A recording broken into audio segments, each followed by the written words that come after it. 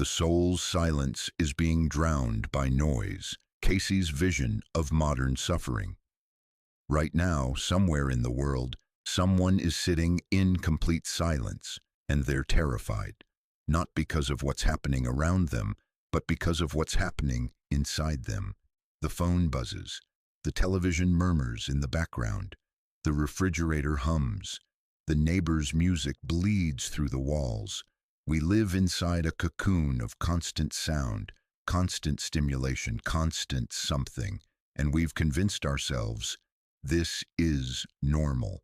But there's a sound disappearing beneath all this noise, a frequency being drowned out, a voice that speaks only when everything else falls away. Edgar Cayce called it the voice that speaks only in stillness, and he saw what was coming. In the 1930s and 40s, before smartphones, before streaming, before the algorithm learned to read your attention span better than you can, he warned about this exact moment. He called it the coming age of clamor, a time when humanity would have access to infinite information, but lose access to the one thing that matters most: inner knowing. The soul has a frequency, a rhythm, a language all its own, and modern life is drowning it out. This isn't just about being distracted. This isn't about spending too much time on social media or needing a digital detox. This is about something far more profound, something that happens in the invisible architecture of consciousness. When noise becomes the only reality we know, the soul doesn't go silent when we stop listening.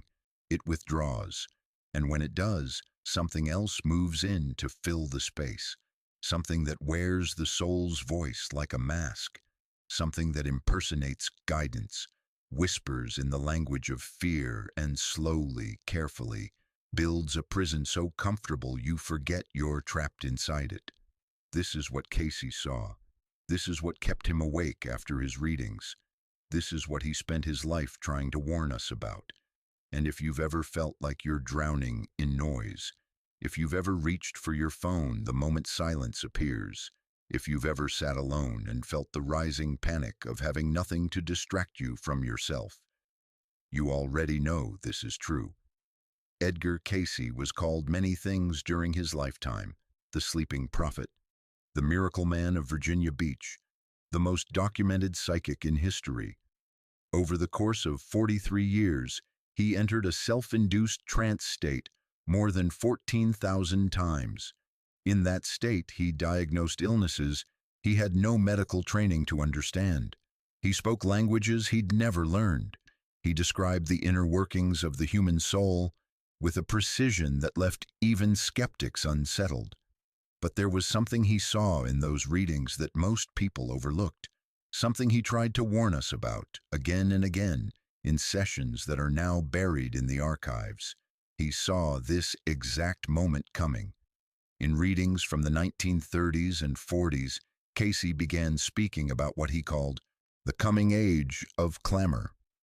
A time, he said, when humanity would build machines that could think faster than the mind, deliver information faster than wisdom could integrate it, and create a world where silence itself would become unbearable. He wasn't talking about technology, exactly. He was talking about what technology would do to the soul.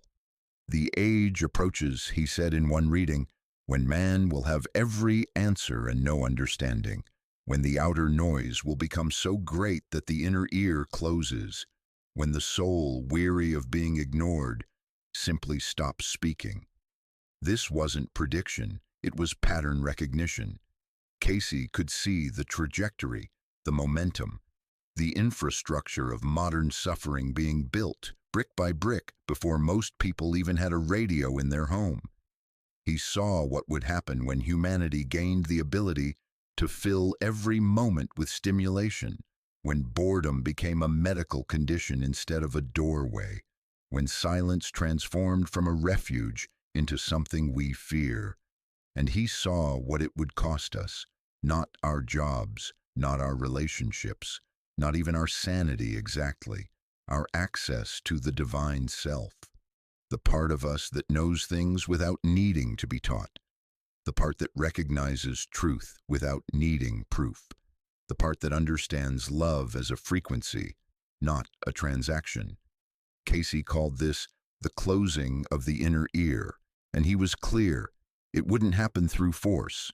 It would happen through choice, through a collective agreement to prioritize speed over depth, information over wisdom, stimulation over stillness. We would choose the noise, because silence had become too painful to bear. And once that choice was made, once the inner ear closed, the soul would have no way to reach us, no way to guide us, no way to remind us who we actually are beneath all the conditioning and performance and fear. He saw the pattern, and the pattern was already forming. The question he couldn't answer, the one that haunted him after his readings, was this: would we notice in time? Would we feel the withdrawal? Would we recognize the moment when the soul stopped speaking and something else began answering in its place? Or would we mistake the silence for peace? But Cayce didn't just diagnose the problem. He explained why noise became humanity's chosen prison. Silence is not neutral. It never has been. Silence is a threshold, a gateway, the moment when all the external noise drops away and something else rises to the surface. Your soul. And what does it bring with it? Everything you've been running from. The unprocessed grief you buried under productivity. The unmet longings you decided were childish. The unanswered questions you've been deferring for 20 years. The weight of every choice you made to stay safe instead of true, comfortable instead of honest, accepted instead of authentic. This is what lives in the silence, not emptiness, not peace, not the serene meditation teacher version of stillness we've been sold. The truth you've been avoiding. And according to Cayce's teachings, the soul records everything, not as judgment but as resonance. Every moment you turned away from your own knowing, every time you said, "I'm fine," when you weren't, every conversation you avoided, every emotion you numbed, every hour you spent distracting yourself from the gap between who you are and who you're pretending to be. The soul holds it all, not to punish you, but because that's its job, to remember, to witness, to keep track of the frequency you're actually living versus the frequency you're designed to embody. And when the gap becomes too wide, when the dissonance becomes unbearable, the soul does something that feels almost cruel. It makes silence painful. It fills the quiet with all the accumulated truth you've been postponing, all the grief you never processed, all the rage you performed calm over, all the longing you convinced yourself to outgrow. Cayce called this karmic static, the interference pattern created when your lived life and your soul's design are broadcasting on different frequencies. And here's the mechanism most people don't understand. Modern noise isn't entertainment, it's anesthesia. We're not addicted to content, we're addicted to not feeling the gap. The algorithm isn't just feeding you videos, it's offering you a way to avoid the silence, a way to not sit with yourself, a way to keep the soul at bay for one more hour, one more day, one more year. And if you think this sounds dramatic, try an experiment. Right now, put down your phone, turn off the music, sit in complete silence for 5 minutes. No meditation technique, no spiritual practice, just you and the quiet. What happens? For most people, within 90 seconds, the discomfort becomes almost physical. The urge to reach for the phone, to fill the space, to do something becomes overwhelming. That's not weakness, that's protection. You're protecting yourself from what your soul has been trying to show you, from what's been accumulating in the silence, waiting for you to finally turn around and look. And the soul, patient as it is, has a breaking point. Not anger, not revenge, not punishment, withdrawal. There's a moment in every soul's journey that Cayce described with unusual precision. The moment it realizes it's not being heard. Not because you don't care, not because you're a bad person or spiritually asleep or beyond redemption, simply because you've been too busy, too overwhelmed, too afraid to listen. And at that moment, something shifts in the invisible architecture of your life. The soul doesn't rage, it doesn't punish, it doesn't throw your life into chaos or send signs you can't ignore. It simply recedes, like water pulling back before a wave, like light dimming in a room you forgot you were in. Cayce called this spiritual anemia, a gradual dimming of the channels that connect you to your own divine intelligence. And it has symptoms you've probably already experienced, even if you didn't know what to call them. Numbness masquerading as calm, the eerie sense that you're watching your life from behind glass. Decisions that used to feel clear now feel arbitrary. Relationships that used to feel alive now feel transactional. Meaning itself becomes a memory, something you used to feel but can't quite access anymore. This isn't depression, though it can look like it from the outside. This isn't burnout, though it shares the same exhaustion. This is disconnection from the divine self, the part of you that knows why you're here, the part that recognizes truth without needing proof, the part that feels purpose as a frequency, not a goal. When that part withdraws, what's left behind is functional, competent, able to meet deadlines and pay bills and maintain appearances. But it's hollow. You wake up and the morning feels mechanical. You move through your routines and they feel choreographed by someone else. You look in the mirror and the person staring back is familiar, recognizable, but somehow not quite you. Cayce described this state with heartbreaking clarity. The temple goes dark when no one tends the altar. And here's what makes this so dangerous. The withdrawal is gradual, imperceptible. You don't wake up one day and realize your soul has left. It happens in increments so small you barely notice. One more conversation where you perform interest instead of feeling it. One more decision made from fear disguised as practicality. One more evening spent scrolling instead of sitting with what you actually feel.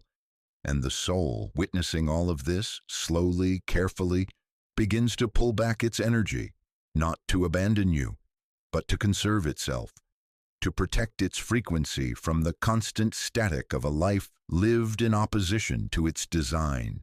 The intuition that used to guide you becomes faint. The synchronicities that used to appear go quiet. The creative fire that used to move through you dims to an ember. You're still here, still functioning, still getting through the days.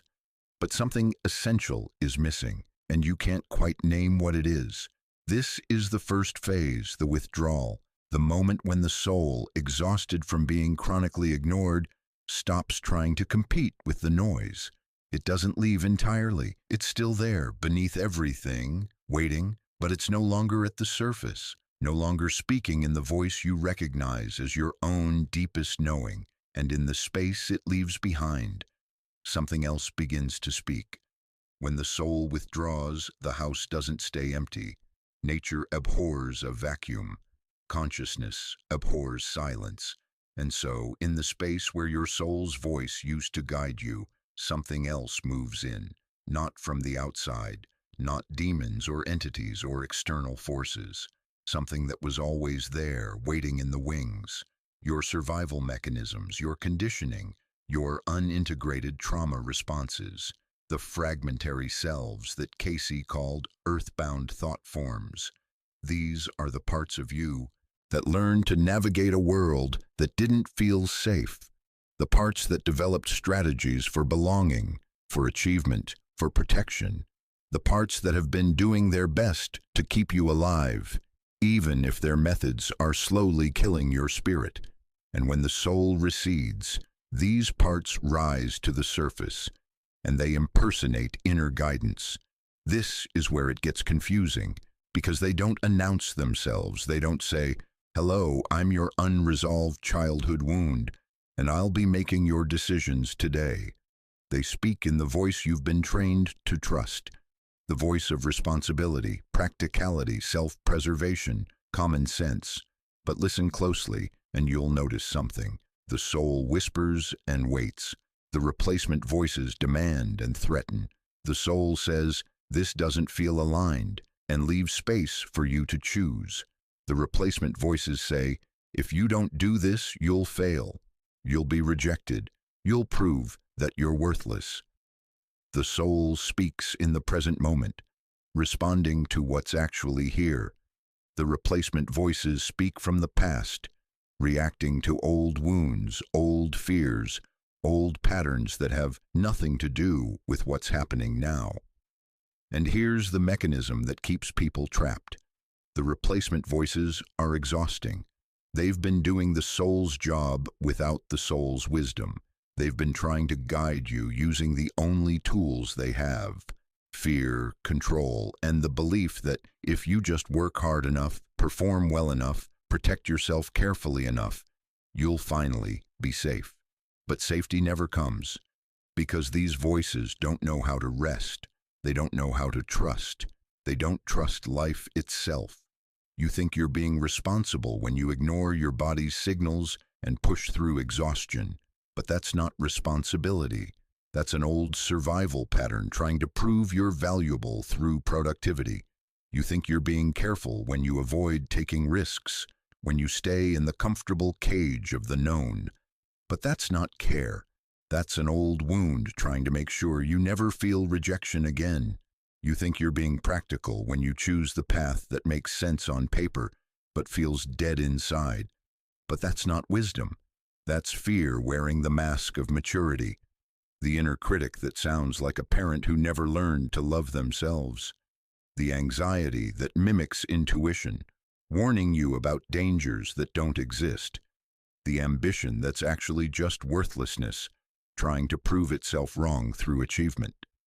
These are the replacement voices, and they're drowning you, not because they're evil, but because they're exhausted, because they've been working overtime to keep you functioning in a life your soul never agreed to live.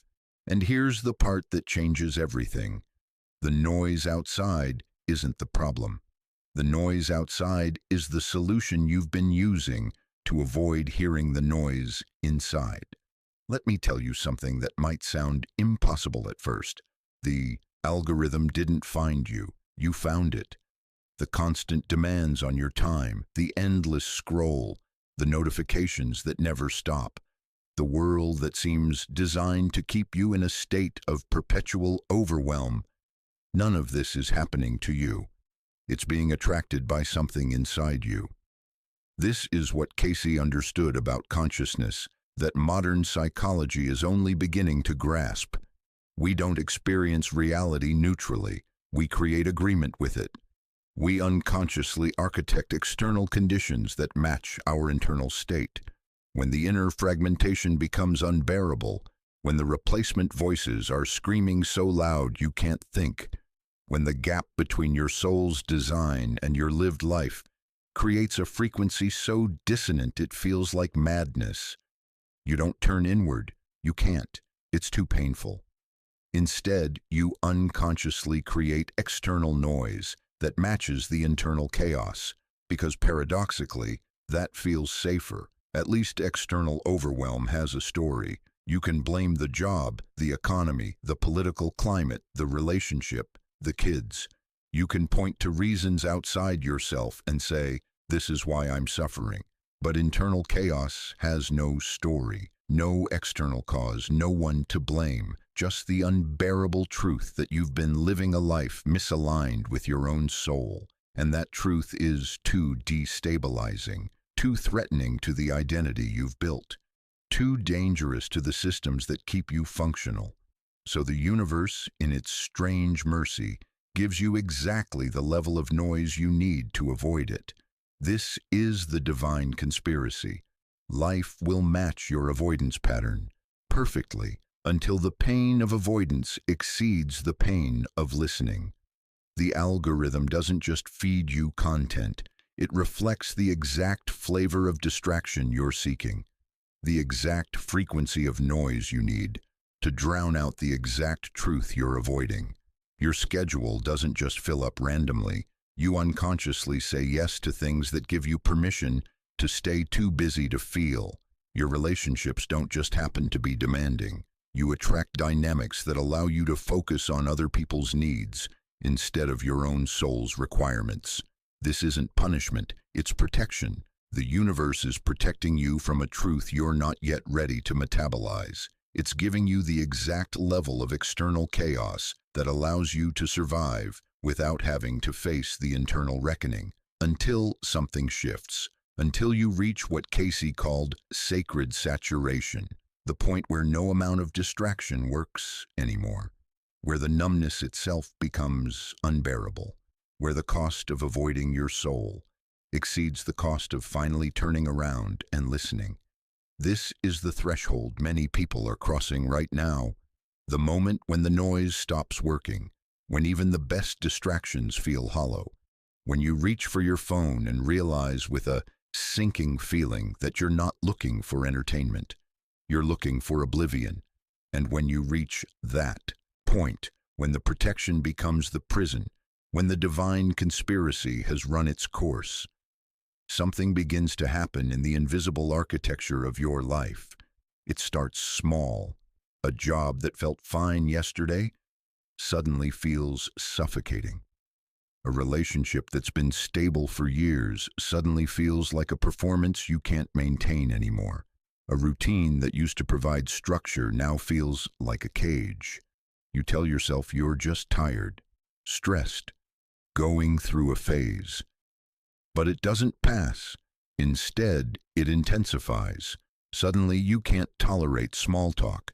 Superficial conversations feel like violence. You sit at dinner with friends and realize you have nothing to say that feels true.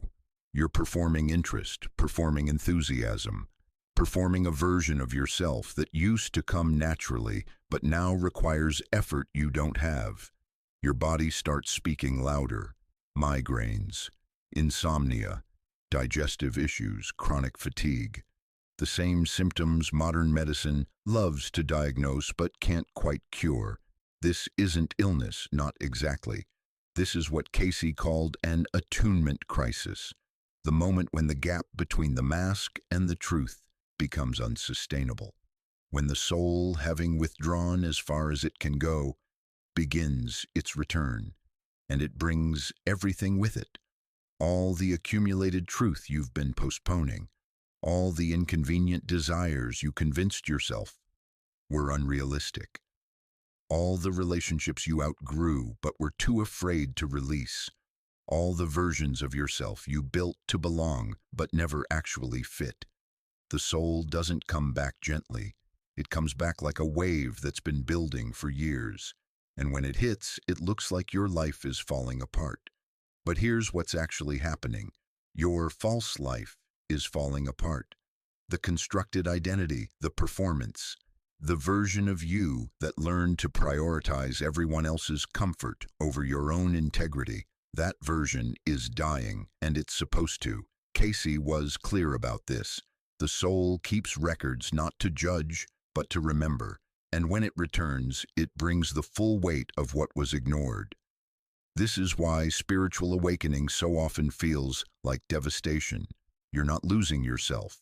You're losing the costume, and the costume has been so carefully constructed, worn for so long, that you forgot it wasn't your actual skin. So when it starts to peel away, it feels like you're being flayed alive.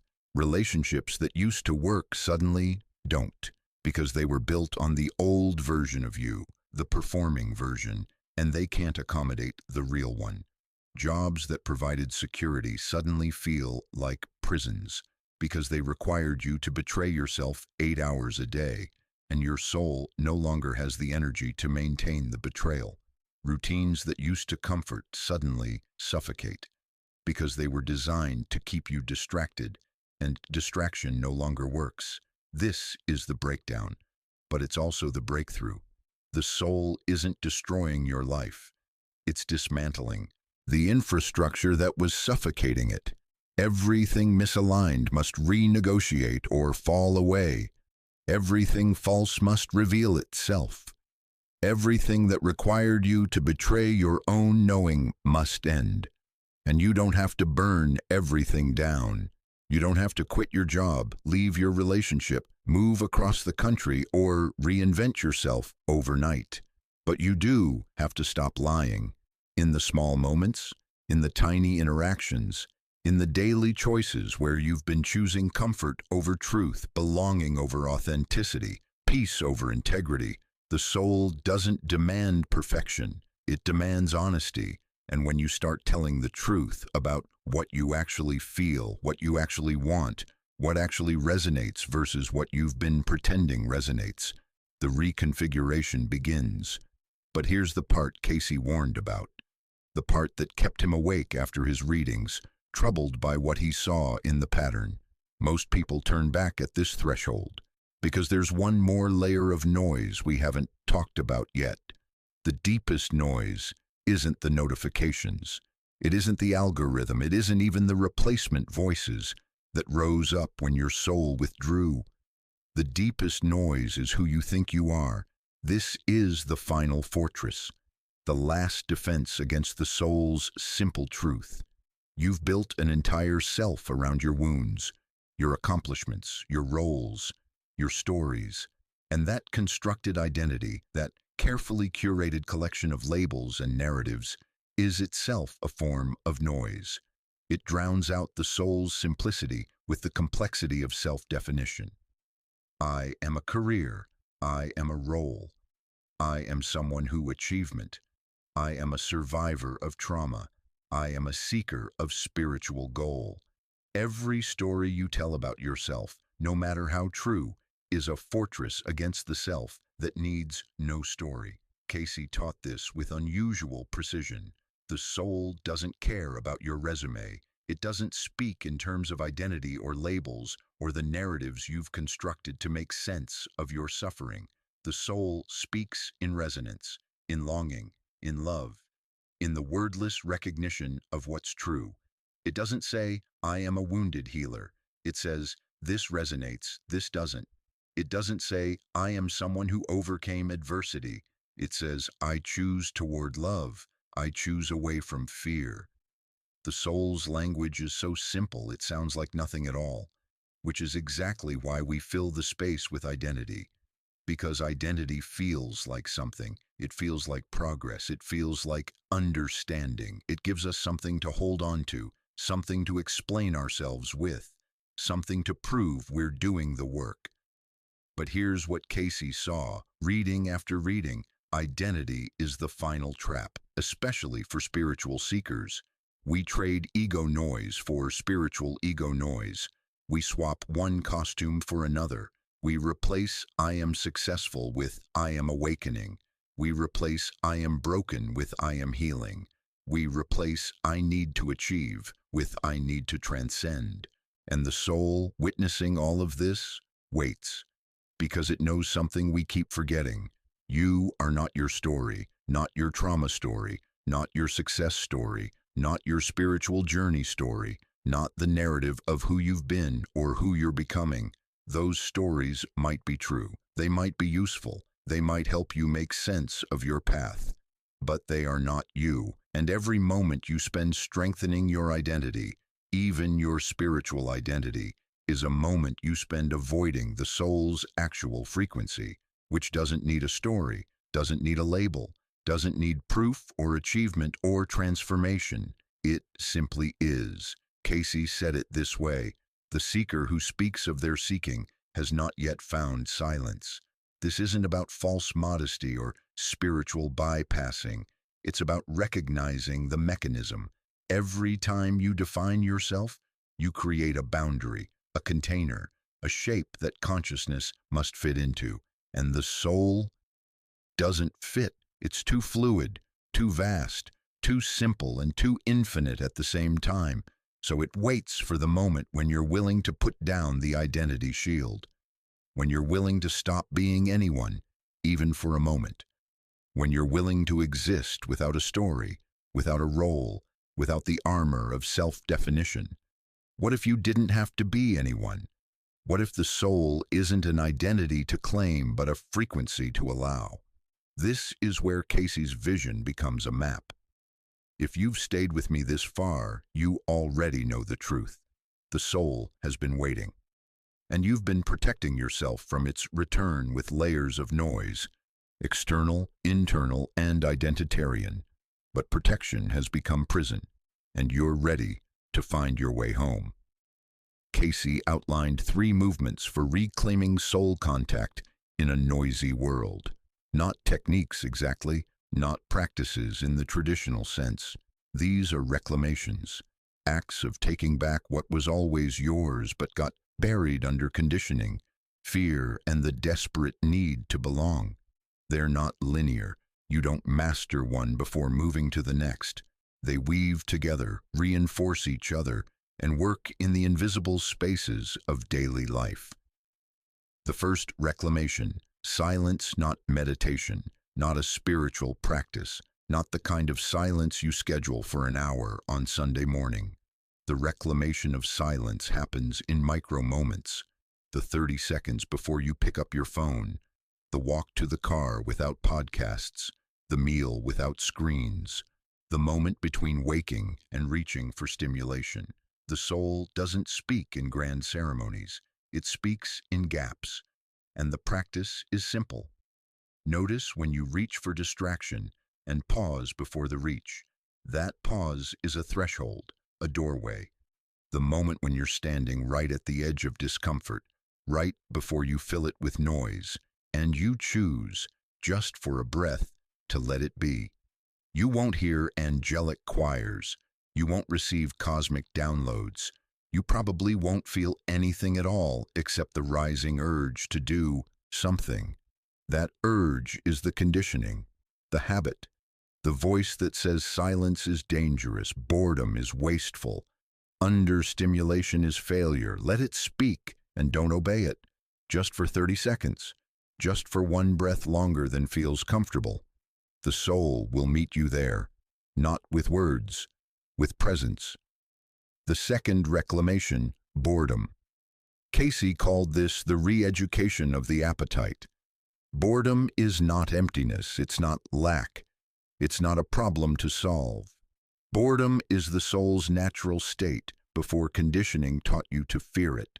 It's the ground frequency, the baseline, the place where creativity, insight, and genuine desire emerge from instead of being imposed upon. And modern life has taught you to treat it like an emergency.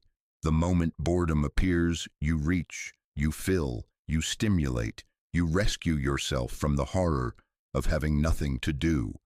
But boredom isn't horror, it's invitation. The practice: do nothing on purpose. Stare out the window, sit on the porch, take a walk with no destination. Do a repetitive task with no music, no podcast, no companion. Let yourself be profoundly, deliberately, consciously understimulated. At first, it will feel like punishment. Your nervous system will riot. The replacement voices will scream that you're wasting time, falling behind, being lazy, losing your edge. Let them scream, because beneath that noise, something else is waking up. The part of you that knows how to exist without agenda. The part that doesn't need a goal or a purpose or a reason. The part that can simply be. The soul is a slow frequency. Speed is its enemy. Stimulation is its static. Boredom is its home.